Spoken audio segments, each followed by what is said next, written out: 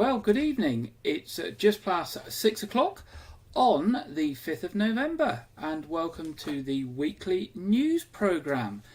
Now, news has hit, I think, late last night or early this morning that train services will remain cancelled or severely disrupted despite the suspension of rail strikes.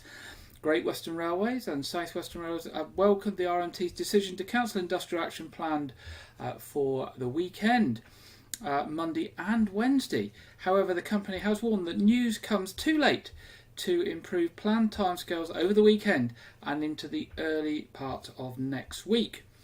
The train operator is working hard to reinstate services into next week, but given the late notice, they are offering advice only to travel still if absolutely necessary on Saturday and Monday.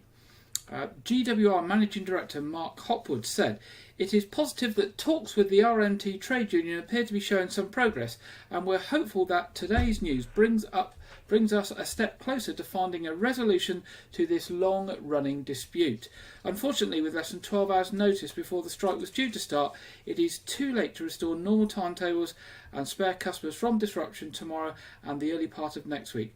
Our advice remains to only travel by rail if absolutely necessary." Well, of course, it is bonfire night this evening, and not the best weather for a bonfire night. But Dorset and Wiltshire Fire and Rescue Services urging local people to attend organised displays rather than holding their own at home. Safe and Well manager Vicky Thomas said, "We would always urge people to attend organised bonfire and fireworks events as it's much safer. In addition, it reduces the potential pressure on the fire and rescue services at a time of year when we can be extremely busy. Watching fireworks at a secured site behind a safety cordon is the best way to celebrate safely and avoid injury. Plus, many such events raise money for the local community or charities. It's also fairer to pet owners as they will know when and where displays are taking place." However, the advice from Dorset and Wiltshire Fire and Rescue, if you are still having a display at home, is to plan your firework display to make it safe and enjoyable, and check the time you can legally set off fireworks. Make sure you only buy those fireworks that carry a CE or UKCA mark and keep them in a closed box and use them one at a time. Read and follow the instructions on each firework using a torch if necessary. Light the firework at arm's length with a taper and stand well back. Keep naked flames, including cigarettes, away from fireworks. Never return to a firework once it's been lit. Don't put fireworks in pockets and never throw them. And direct any rocket fireworks away from spectators. And most importantly, if you're having a bonfire, never use paraffin or petrol to start your bonfire, particularly obviously when it's wet, as that can be incredibly dangerous. Also, they are suggesting that if there is any antisocial behaviour, it can be reported anonymously on Crime Stoppers 0800 555 111. And if you want more advice about running a event safely, go to www.dwfr.org.uk/fireworks. I imagine because it is wet tonight that some of the events will be delayed to either next weekend or maybe tomorrow, depending on the weather. So we could be having fireworks for a few more nights yet. Now, local charity Weymouth Town Charities, that runs the Sir Samuel Myco Charities and the Sir Henry Edwards Charities, is looking for a new trustee due to the retirement in rotation of one of the existing trustees. The charity, when it has all its vacancies filled, has 9 trustees who run the Sir Samuel Myco Charities, giving youth grants and scholarships to around 100 local young people each year, and the Sir Henry Edwards Charities running 32 low-cost properties, giving accommodation to older people who are unable to put a roof over their head. Now, if you might be interested in serving the people of Weymouth and Portland, both the younger people and the older people, by becoming a trustee of Weymouth Town Charities, pop along to their website, www.weymouthtowncharities.org.uk. There is a news article on the homepage and an application form, a very short application form that you need to get in by the 18th of November. Of course, if you've got any questions or have any trouble with that process, drop us a line at news@wykeregis.tv and we will of course be happy to help. Now, the Police and Crime Commissioner for Dorset has launched a public contact survey giving Dorset residents a chance to feed back their views on how connected and engaged they feel when it comes to their police service. The survey asked participants to share how they would like to be able to contact the police and for examples of excellent customer service experience. Findings from this work will be used to influence Dorset Police's future contact and engagement projects. Dorset Police and Crime Commissioner David Siddick said, "Priority 2 of my police and crime plan centres on making policing more visible and connected. So with this survey, I want to know more about how you would prefer to make contact and engage with Dorset Police. This is your opportunity to tell us if you want to be able to live chat with someone online or if you'd rather have a front desk to go to, or whether you would prefer to send an online report or an email. I also want to hear about the brilliant customer service you've had elsewhere. Is Amazon excellent? Do Aldi go above and beyond? So please take the survey and help to shape the service you receive when you contact Dorset Police." Now, to take part in that survey, if you search for Dorset Police and Crime Commissioner and you go to his website, which is dorset.pcc.police.uk, click the Get Involved tab at the top of the page and then look for the Consultations and Surveys button and you'll find the survey to take part in there.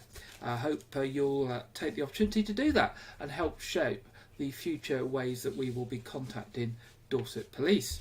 Now, also staying with the Police and Crime Commissioner, news this week has been released by the Police and the Police and Crime Commissioner that Dorset Police has recruited an extra 113 student police officers as part of the National Uplift Programme. In 2019, the government announced plans to recruit an extra 20,000 officers over 3 years, and by the end of September 2022, a total of 15,343 additional officers have been recruited by police forces across England and Wales. In Dorset, the uplift funding injection meant that Dorset needed to recruit an additional 166 police officers by the end of March 2023, with 113 joining the force in total at the end of September 2022. The recruitment is on top of existing planned recruitment and intakes and was already planned for the coming 5 months to enable the force to meet its targets. The force has recruited officers by a variety of entry routes, including police constable degree apprenticeship, degree holder entry programme, detective degree holder entry programme, as well as a number of officers rejoining the service and transferring to Dorset from other forces. Uplift has seen an increase in the number of women in policing, which has now reached more than 50,000 for the first time since records began. In Dorset, women now make up 37.5% of police officers in the county, and since April 2020, a total of 43.8% of new joiners to the force identify as female. There is also 50% more ethnic officers in Dorset than there were 3 years ago. Now, you can also have your say on another consultation, this time from Dorset Council. At its full council meeting on the 20th of October, Dorset Council has agreed to carry out further community governance reviews for several of Dorset's current parish and town councils, which were removed from the public consultation previously. They include the parishes forming the Vale of Allen Parish Council, Winterbourne Farringdon Parish Council, plus Chickerell Town Council and Weymouth Town Council. In response to this agreement, Dorset Council is launching an 8-week public consultation, allowing people living in the area listed and other interested parties to have their say on the most suitable ways of representing them. The consultation will run from the 1st of November until the 28th of December, asking for people's views on the proposals in the review. To have your say, please visit the Governance Review, Weymouth surrounding areas and Vale of Allen Dorset Council. So you go to the Dorset Council website and search for that. The Secretary of State for Communities and Local Government recommends that principal councils should undertake a review of this sort every 10 to 15 years. You can pick up a paper copy from your libraries in Chickerell, Wyke, Regis, Littlemore or Weymouth Town Centre if you'd rather have it on paper. You can also call Dorset Council on 01305 221 000 and one of the customer service team will help you complete the survey over the telephone. So online, pick it up at your library or by telephone by contacting Dorset Council. The biggest council forming part of the review is Weymouth, for which there are currently 2 proposed options. Option 1, the proposal follows Dorset Council ward boundaries, creating 13 town wards with 24 councillors. Option 1 includes taking parts of Chickerell and Bingham into Weymouth. In Bingham, a large development of 500 homes has recently been granted planning permission. Dorset Council welcomes the views on the names of the proposed wards as well.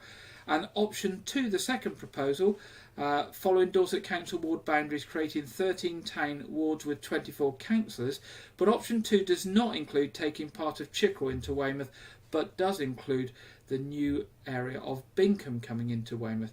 This has largely been supported by the parishes forming the Winterbourne-Farringdon Parish Council. As I say, Dorset Council welcomes your views on this and the views on the names of the proposed wards. Now, a new project has been launched in Weymouth which will help to keep young women safer when they are outside of their family home. The Pineapple Project uses the principles of community guardianship to give young women a safe haven when things do not go to plan, perhaps by stepping into a local shop where they can charge their phone or put some distance between them and the person who is bothering them. The mantra of the project is that all young women should feel safe in their communities where they live. They should be given the opportunity to understand their right to safety, and they should be able to seek the right support at the right time. The businesses which are taking part will be able to be recognised by a sign that could mean that a young person is at risk of harm and know where they can go for help. They will also have a toolkit which they can refer to. The project is led by Targeted Youth Work and Children's Social Care from Chesil locality in collaboration between Dorset Council, Dorset Police, Weymouth College, Targeted Sexual Health Services and the young women themselves. It forms part of a wider initiative, Chesil Hidden Girls, to promote safety for young women in Weymouth and Portland. Following the launch, the team will be promoting the project to young women in Weymouth, but will also be educating all young people within schools around about their right to safety. The team will use the experiences of how the project works in practice to further improve it, and will ask all those signed up as a community guardians to promote the project. Although this is a pilot in Weymouth, the team is hoping to expand a similar model to Portland and to look at how it could be adapted to encompass mobile community gardens for when young girls are out and about. Now, Great Western Railway has underlined its support for the armed forces community by signing the Armed Forces Covenant. The covenant is a promise by the nation that those who serve or who have served in the armed forces and their families should be treated fairly when accessing services in the UK and do not face discrimination compared to other citizens. Great Western Railway is preparing to further demonstrate that support with its special Poppies to Paddington operation on Remembrance Day this Friday, the 11th of November. And of course, if you've been watching this programme for some time, you'll know that's something that we have shared with you before on this channel, and it's a fantastic experience where poppies come from stations all over the Great Western area and go off to Paddington on the train. This year will be the third time that GWR has joined forces with the Veterans Charity to carry out poppy wreaths from across the network to be laid at London Paddington's iconic War Memorial on Platform 1. And hopefully, if there is some footage of that this year or some photos, we'll be sharing that with you next weekend. Now, the coroner for Dorset is seeking the assistance of the public to find the next of kin of a man who lived in Weymouth. John Hilley, I think it's Hilley, Hiley, who was 73 years old, died at his home address in Old Castle Road on Tuesday the 2nd of November. His death is not being treated as suspicious and no police investigation is needed into his death. But Coroner's Officer Tracy Jean said, "We are not treating the death as suspicious. However, we have not been able to locate his next of kin. If any member of the public has any knowledge of his family members, please contact the Coroner's Office on 01202 123 900. So that's John Hilley, who was 73 years old, who died at his home address in Old Castle Road on Tuesday the 2nd of November. If you know any details about any family members or relatives, if you could contact the Dorset Coroner's Office on 01202 123 900. That would be good for them and obviously to be able to make contact with John's family. Now, West Dorset MP Chris Loader has said he is seeking to progress plans to construct a new GP surgery in Chickerell.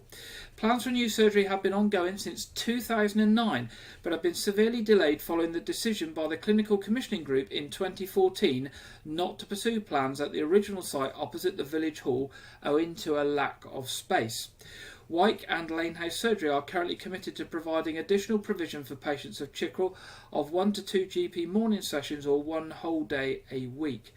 Mr Loader met with the practice manager of the Wyke, Regis and Lanehouse Surgeries on the 2nd of November to discuss how to make further progress, overcome obstacles associated with recruiting potential practice partners and wider GP recruitment in West Dorset. On Tuesday the 20th of September, Mr Loader also organised to meet with Chickerell's 2 Dorset councillors in order to determine the next steps towards building a new GP surgery for the town.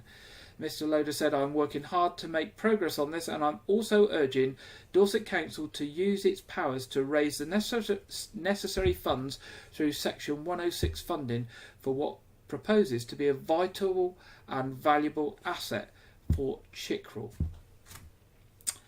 Now, a woman injured in a road traffic collision in Weymouth, which we covered in the programme last week, has very sadly died. The single vehicle collision occurred at around 3:15 p.m. on Tuesday the 25th of October on Chickerell Road, and it was reported that the car, an orange Peugeot, ended up on its roof. The driver, a woman aged in her 70s, was taken to hospital by the ambulance service and sadly died on Friday the 28th of October. Her family are obviously been informed and the coroner has been notified.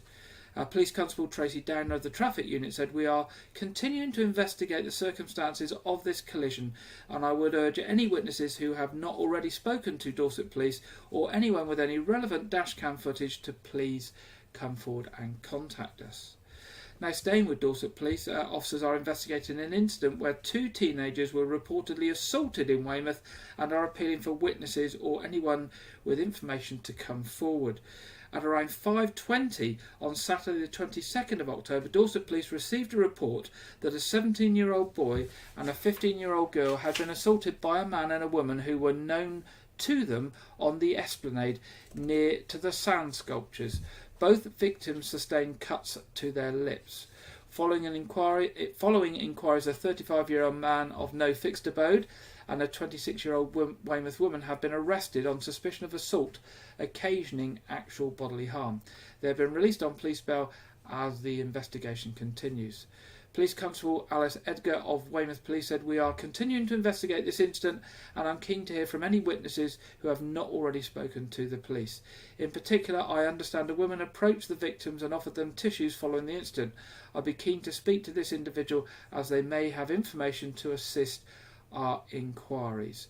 So if you are aware of either of those incidents, unfortunately the road traffic accident that the lady unfortunately sadly passed away, or that assault on Weymouth seafront, contact Dorset Police on 101 or anonymously via Crime Stoppers on 0800 555 111. Now, are you looking to make a difference in your local community? Well, round 4 of the Community and Culture Project Fund will open, or has opened, at 9 a.m. on Friday the 4th of November, yesterday. Do you have sports, arts or heritage project or an event you wish to get off the ground, or looking to support disadvantaged people living in the Dorset Council area? This fund could provide up to 80% of the total project costs, up to a maximum of £5,000. Community organisations with focused on the cost of living challenge for vulnerable people and those most in need in the Dorset Council area are encouraged particularly to apply. The types of cost of living projects that will be considered will focus on community warm spaces, especially in rural areas, community food projects including lunch clubs and dinner clubs, food banks and mental health well-being projects. Dorset Council say they also welcome and encourage application from arts, museums, heritage, physical activity and play in this funding round. For more information on the criteria, how to apply and to get support with your application, visit www.dorset-council.gov.uk/community-culture-project-fund. So if you just actually search for Dorset Council Community and Culture Project Fund, I am sure you will find all the information that you need. And finally, in our headlines tonight, Weymouth and Portland Lions Club annual variety show is planned to go ahead on Tuesday the 22nd of November at the Weymouth Pavilion Theatre with curtains up at 7:30. Lions Club President Julie Story said, "It's lovely to once again welcome everyone to the theatre to enjoy an evening in the company of Weymouth and Portland Lions Club and all the wonderful performers who give their time and talents to provide a fabulous evening of entertainment." Lions Close show chairman Lion Norman Stables said, "This year's lineup is as strong as ever. As a club, we're grateful to all the artists, performers, singers and dancers for giving up their time for free for the benefit of their community." And the acts this year include the Decadettes, Let's Dance, Wow, Alistair Dean, Replay, Anna Norman and Tony Lowe. Tickets are once again priced very reasonably at just £5, and they are available from the Pavilion box office. And please remember, every pound that you give through this, including anything extra you give on the night, goes to help the Lions Club support other local community charities and appeals, both in the locality and worldwide. Well, there we go. That's the end of tonight's headlines. And this week, we've heard that young people and their families who need that extra bit of support will benefit from a brand new facility in Weymouth. Dorset Council has opened a children's home named College House and an innovative children's outreach centre called the Harbour Hub, both located in the same building on Dorchester Road. The refurbishment project began over 16 months ago in May 2021 to provide much needed children's home facilities for Dorset Council. It has resulted in an impressive fully regenerated Edwardian building staffed by a team of over 20 from Dorset Council, Dorset Police and the NHS. Now, thanks to Dorset Council, we're now able to pay a visit to the Harbour Hub and College House and see what is available to young people in Dorset Road in Weymouth. The Harbour is a package of support for children in care and on the edge of care. So we have different strands to the service. So one is residential. We have a short-term property that will allow us to support up to 3 children, basically with the end goal of them going back home. We've had outreach before and we've had residential before. We've never had a joint up service where we're looking for through care. The building's split. The top part is where the children live, the bottom part is where the practitioners work. College House is furnished through a reuse project. I think it's really homely and inviting and airy, and it's their home. We want them to be inviting their family, their friends, their parents into this space, using that space to be able to build those relationships, make those connections and complete those pieces of work that are integral to the part of them returning into the community. We adopt a no heads on bed policy from the begin with. We want children to go through their, the assessment and the support we give them and to move back on home. Part of our ethos is that we want to keep Dorset children in Dorset and keep those ties that they've built. So whether that be school, friends, family, we know that keeping them in their local area is best for them. I think everyone wants to make a difference in some way.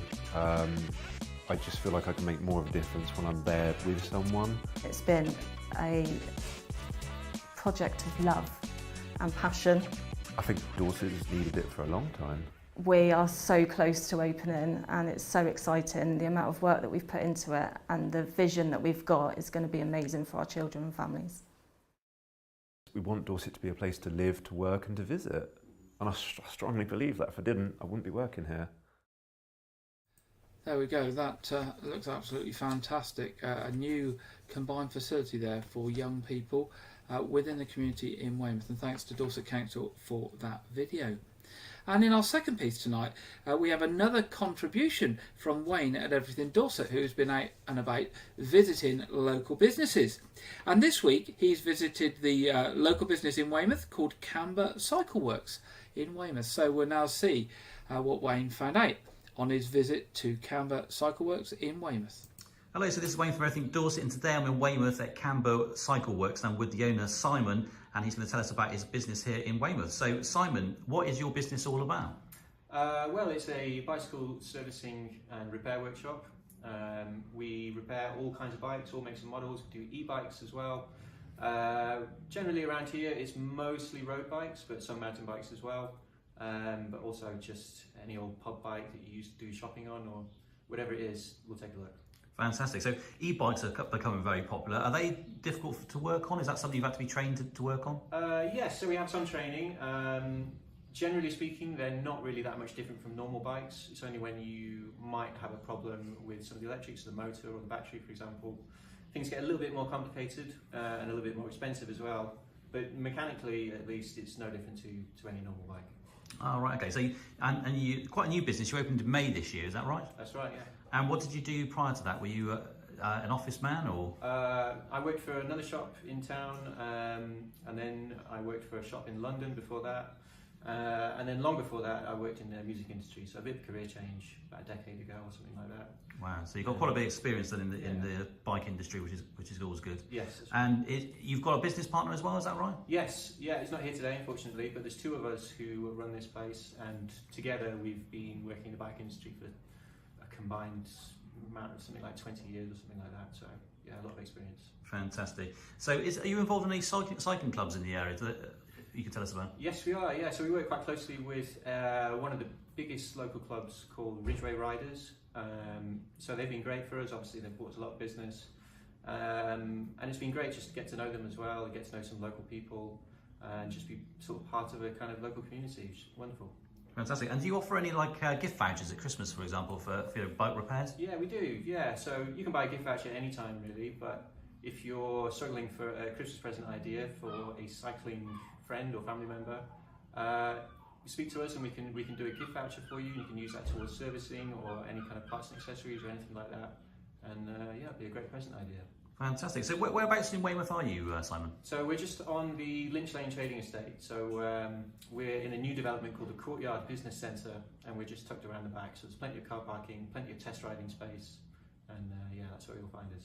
Oh, great. So if someone wanted to get their bike repaired, how have they contacted you? Is it best for them to ring you or contact you online? Yeah, you can call us or you can send us an email. All our details are on the website. Or we also get a lot of messages through Facebook as well and Instagram. Whatever communication channel you like, we'll pick it up. Brilliant. Well, we'll put a link in the description of this interview so you can get Simon's details. So it was a really good speaking to you today, Simon, and best of luck with your new business here. Thank you very much. So thank you very much there to Simon from Camber Cycle Works and Wayne from Everything Dorset. And if you want to pay the cycle shop there a visit, it's at the Courtyard Business Centre on Lynch Lane in Weymouth. Now it's that time in the programme where we go over to regular contributor Andrew Wright for this week's film review and preview. Welcome to Wyke Regis TV film review and preview. I'm Andrew Wright. This week, Top Gun Maverick landed on home video after the original hit cinemas in 1986. The sequel focuses on Tom Cruise's Maverick training a new generation of fighter pilots to fly an impossible and dangerous mission, including the son of his deceased wingman Goose. The film has been in production for a decade before release and features sequences of the actors actually flying the fighter jets that their characters pilot in the film. The film is currently the highest grossing film of 2022 and is the second film of the COVID pandemic to gross $1 billion at the box office. So I checked out this film because it is important in film history as the original released 36 years ago and is pretty forgettable, but this film introduces it to a new generation. I found that this film is a worthy sequel and does manage to give closure to Maverick's storyline that we didn't know we needed. The aerial sequences are well directed and the script is decent in concept, but there are smaller character moments, primarily involving Jennifer Connelly's love interest, that are just blandly directed and fell flat.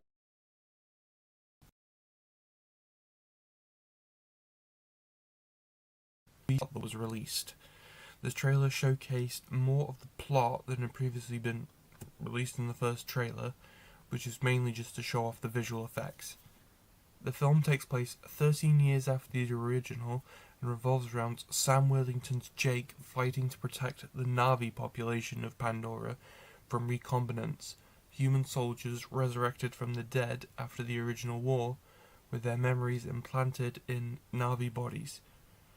The film has been in development since the original release back in 2009 and has been filming for 3 years alongside its sequels. Avatar: The Way of Water is in cinemas this Christmas season, courtesy of 20th Century Studios and Disney.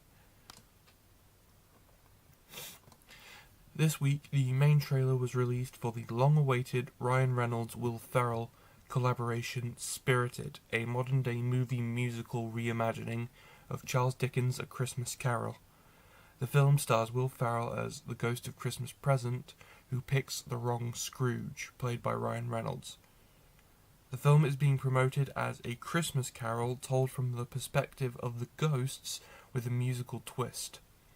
The film streams on Apple TV Plus on November 18th. This weekend marks the streaming release of Enola Holmes 2, the sequel to the 2020 film starring Stranger Things star Millie Bobby Brown as the little sister of Henry Cavill's Sherlock Holmes. The sequel so far has rave reviews from critics and centres on Enola and Sherlock working together on a case after they find them connected, whilst Enola is trying to be taken seriously as a woman and as a detective. The film streams this weekend on Netflix. That's all I have for this week, but be sure to check back next week with more film news. Now back to Gary in the studio. Thank you very much, Andrew, and sorry for the slight technical glitch there somewhere in the middle. I don't know, something happened with the wiring or something, and there's a bit of a glitch, but I do apologise for that. Now, following Andrew's report, I wanted to share with you a release that's out this week on a premium home video and soon to be out on DVD, and that's The Lost King. It's a remarkable true story of how one ordinary woman overcame every obstacle to track down the final resting place of Richard III. And many of you will have heard of this in the news a few years ago, where the final resting place was found in a car park. Now, it's available from Monday on digital rental on premium TV, and it'll be available for release on DVD from the 12th of December. So a good Christmas present if somebody likes sort of a bit of a drama with a historical twist. Now, The Lost King stars Oscar nominee and Golden Globe winning actress Sally Hawkins, Steve Coogan, Harry Lloyd as Richard III in the story. And basically the synopsis is, in 2012, having been lost for over 500 years, the remains of King Richard III were discovered beneath a car park in Leicester. The search had been orchestrated by an amateur historian, Philippa Langley, whose unrelenting research had been met with incomprehension by her friends and family and with scepticism by experts and academics. The Lost King is the life-affirming true story of a woman who refused to be ignored and who took on the country's most eminent historians, forcing them to think again about one of the most controversial kings in England's history. As I say, it's available from Monday on a premium download, available on DVD just before Christmas, nice Christmas present, and it's from Warner Brothers, and here's a taster for you now. You're very competent and valued, Philippa, but I've decided you are at the right level for you. Are you actually reading from an HR manual? No.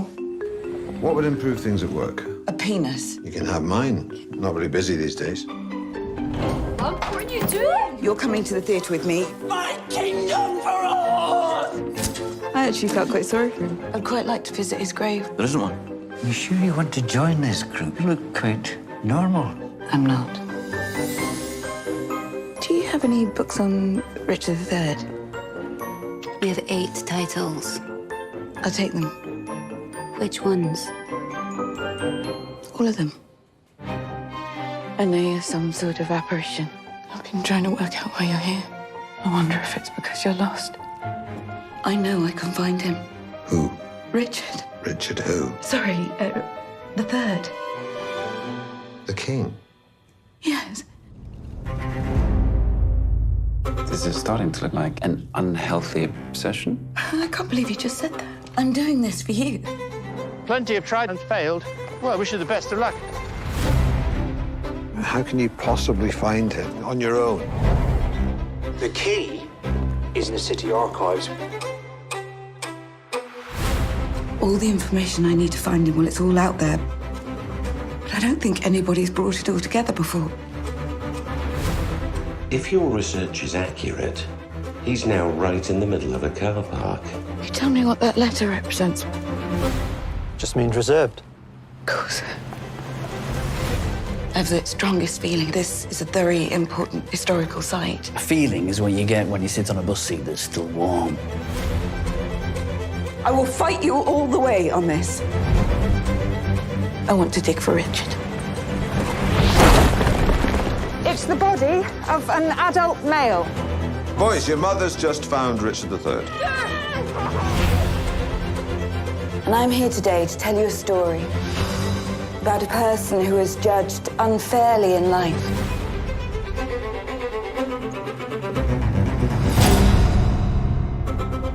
Sorry, Graham, I can't help noticing your hair. Well, it looks a lot like Richard III's. Yes?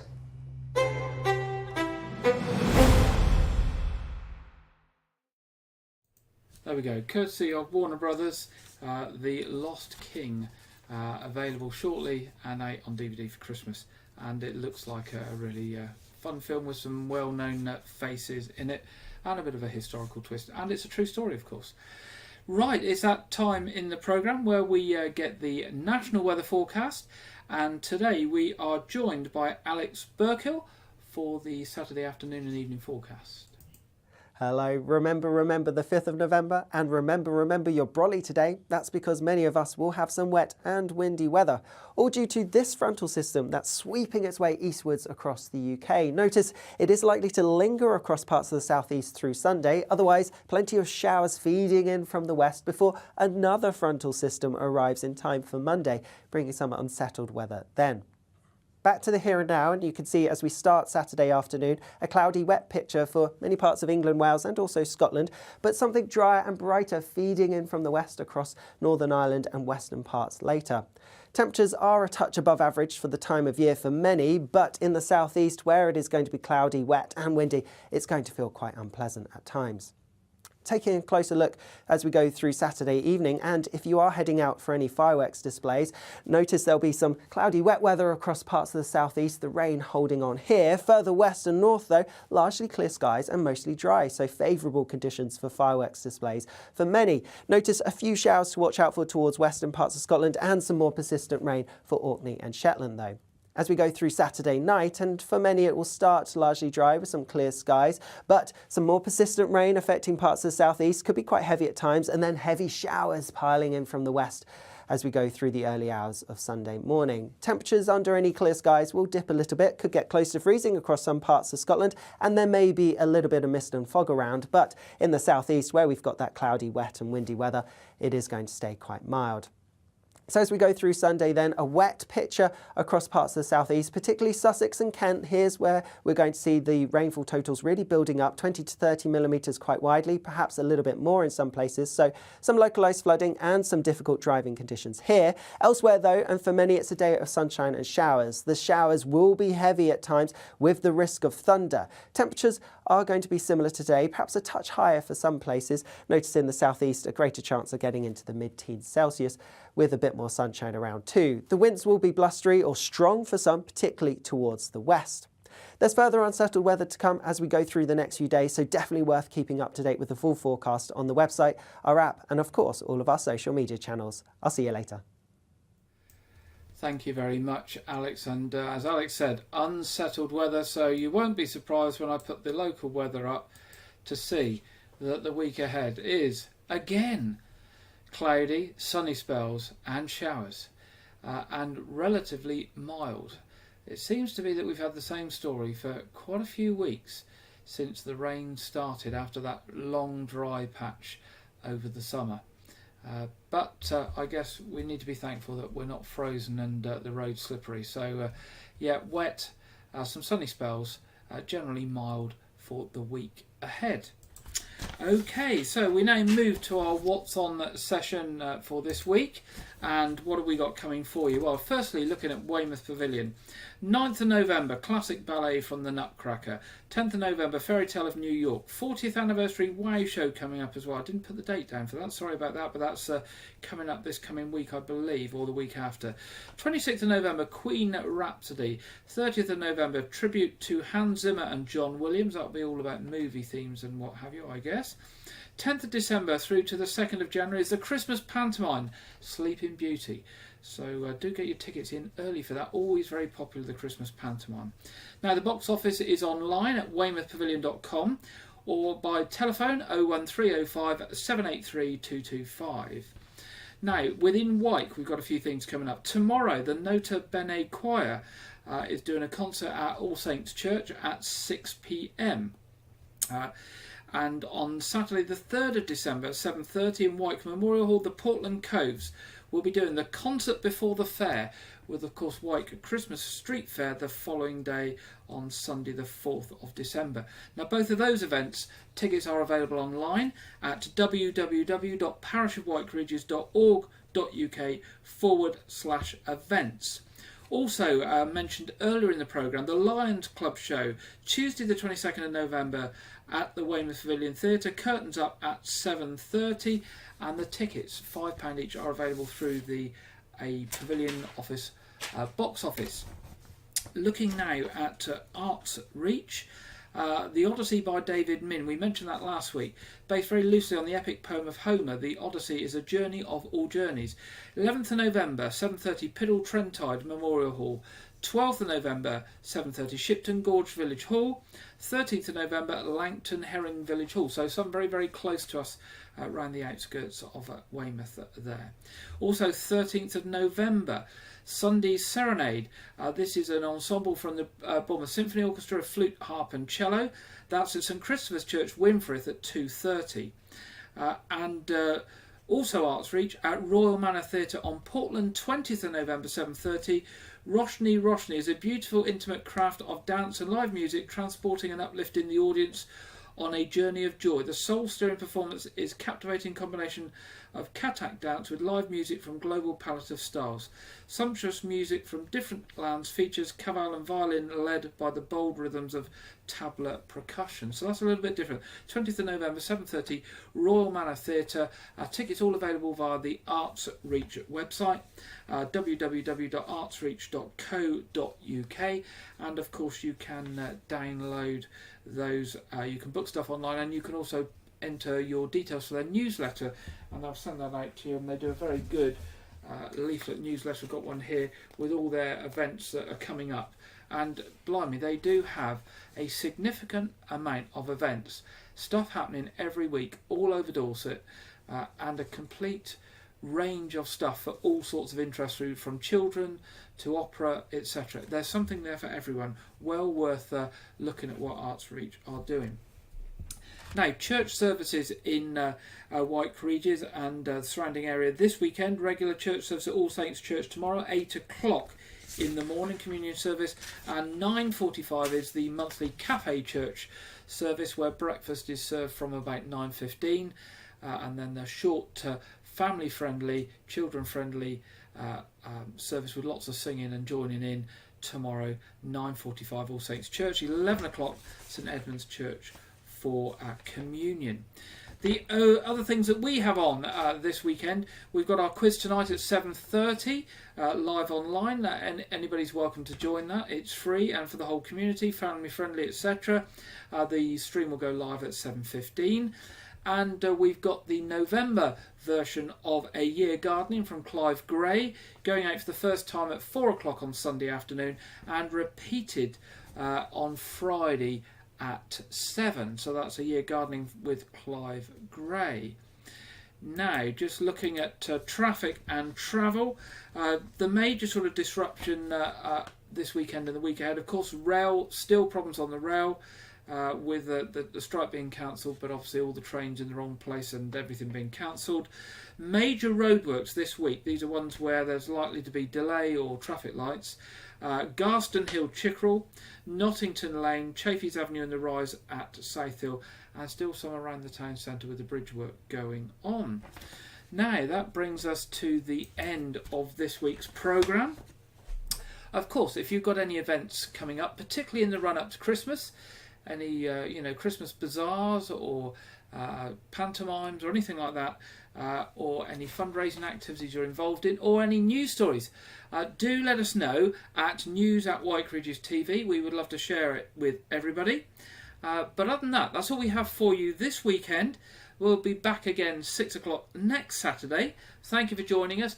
I hope that if you want to celebrate Fireworks Night with some fireworks, that sometime you do get the opportunity to go along to an event and the rain stops long enough for the fireworks to be set off.